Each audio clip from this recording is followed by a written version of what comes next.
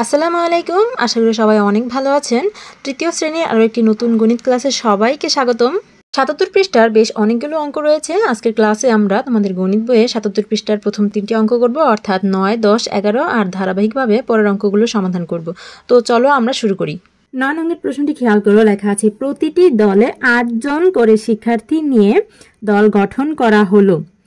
প্রতিটি দল মানে কি? একটি দল, অর্থাৎ একটি দলে শিক্ষার্থী থাকবে কতজন? ৮ জন। ৮ জন করে শিক্ষার্থী নিয়ে একটা দল গঠন করা হবে। যদি ৭২ জন শিক্ষার্থী থাকে তবে কতগুলো মানে কয়টি দল হবে সেটা আমাদের প্রশ্ন করেছে, তাই না? তো আমরা এটা কিভাবে সমাধান করতে পারি? আমাদের মোট শিক্ষার্থী কতজন আছে বলো তো তোমরা প্রশ্নটা দেখে। মোট শিক্ষার্থী আছে কতজন বলো তো? ৭২ জন, তাই না? আর প্রতিটি দলে মানে কি? একটি দলে। একটি দলের শিক্ষার্থী কতজন বলো তো? একটি দলে শিক্ষার্থী ৮ জন, তাই না? আচ্ছা, এখানে খেয়াল করো আমাদের মোট শিক্ষার্থী আছে ৭২ জন, আর একটি দলের শিক্ষার্থী হবে কয়জন? ৮ জন। আমরা কিন্তু এই ৭২ জনকে ভাগ করে করে ৮ জন করে নিয়ে নিয়ে কিন্তু দলগুলো গঠন করব, তাই না? তার মানে এই ৭২কে আমরা ৮ দিয়ে ভাগ করলে কিন্তু কয়টি দল হবে সেটা আমরা পেয়ে যাব, বুঝতে পারছো? এই যে ৭২ জন আছে সেখান থেকেই আমরা ৮ জন করে করে ভাগ করে নিয়ে নিয়ে দল গঠন করব, তার মানে ৮ দিয়ে ভাগ করব। সুতরাং দল হবে, কি করব আমরা? ৭২কে ভাগ করব ৮ দিয়ে, তাহলে দল হবে এতটি। কত হবে? এখন এটা ভাগটা আমরা করব কিভাবে ভাগ করি? আমরা এই ৮ এর নামটা পড়ব। ৮ এর নামটা পড়ো। ৮ একে ৮, ৮ দুগুণে ১৬, ৩ ৮ ২৪, ৪ ৮ ৩২, ৫ ৮ ৪০, ৬ ৮ ৪৮, ৭ ৮ ৫৬, ৮ ৮ ৬৪, ৮ নং ৭২। ৮ নং ৭২, তাই না? আমরা ৯ পাচ্ছি, তাহলে ৯টি দল হবে। উত্তর লিখতে হবে ৯টি।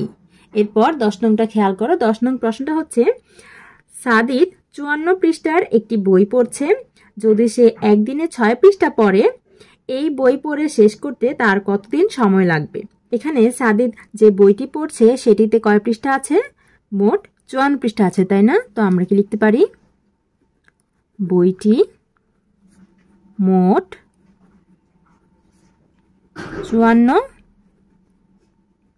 পৃষ্ঠার। সে একদিনে কয় পৃষ্ঠা পড়ে? এক দিনে পড়ে ৬ পৃষ্ঠা।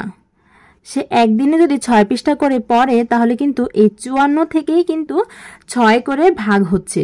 সে ৬ করে ভাগ করে করে কিন্তু এই মোট পৃষ্ঠাগুলো সে পড়বে। তাহলে কতদিন লাগবে সেটা বের করতে গেলে আমাদের কিন্তু এই যে মোট ৫৪ পৃষ্ঠা আছে সেটাকে ৬ দিয়ে ভাগ করতে হবে, তাই না? সুতরাং কি বলেছে? এই বই পড়ে শেষ করতে তার কতদিন সময় লাগবে। সুতরাং সময়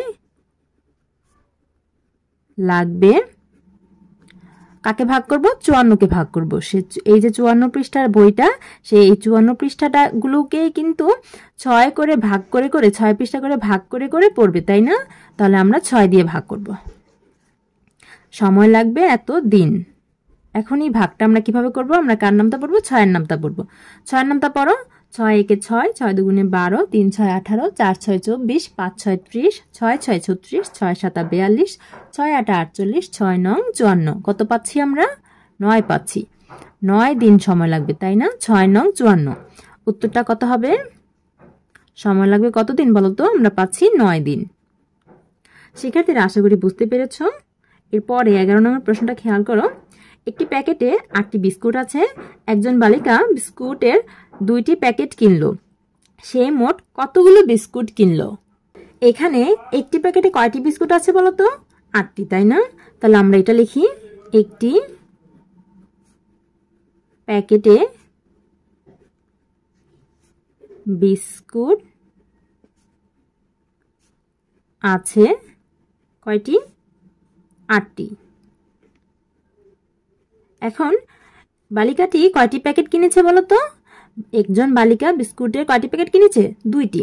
তাহলে আমরা কি এই দুটি প্যাকেটে কয়টি বিস্কুট আছে সেটাই তো বের করবো, তাই না? সে মোট কতগুলো বিস্কুট কিনেছে, তার মানে সে তার যে দুটি প্যাকেট কিনেছে সেই দুটি প্যাকেটে আসলে কতগুলো বিস্কুট আছে সেটা আমরা বলবো, তাই না?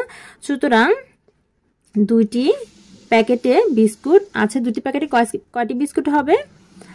একটি প্যাকেটে 8টি হলে দুটি প্যাকেটে তো তার দ্বিগুণ হবে, তাই না? তাহলে এই 8কে আমরা গুণ করব 2 দিয়ে। 8 গুণ 2 টি, নামতা পড়ো 8 দুগুণে 16টি। উত্তর কত হবে বলো তো? উত্তর 16টি বিস্কুট আছে, তাই না? শিক্ষার্থীরা আশা করি বুঝতে পেরেছো। দেখা হবে পরের ক্লাসে। ততক্ষণ পর্যন্ত সকলেই ভালো থেকো, সুস্থ থেকো, আর 2025 সালে নতুন বইগুলোর ধারাবাহিক সমাধান পেতে আমাদের সাথেই থেকো। আল্লাহ হাফেজ।